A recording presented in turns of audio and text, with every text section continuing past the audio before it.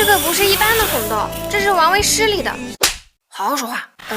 那就绿豆吧。送你一个爱心。洗干净后放进冰箱里冷冻。然后我就和小姐妹出去玩。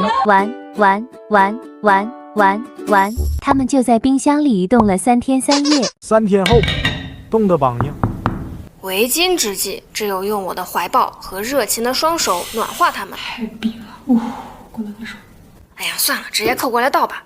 哎，出来了，出门了，上学了，作业没写完，出不来了。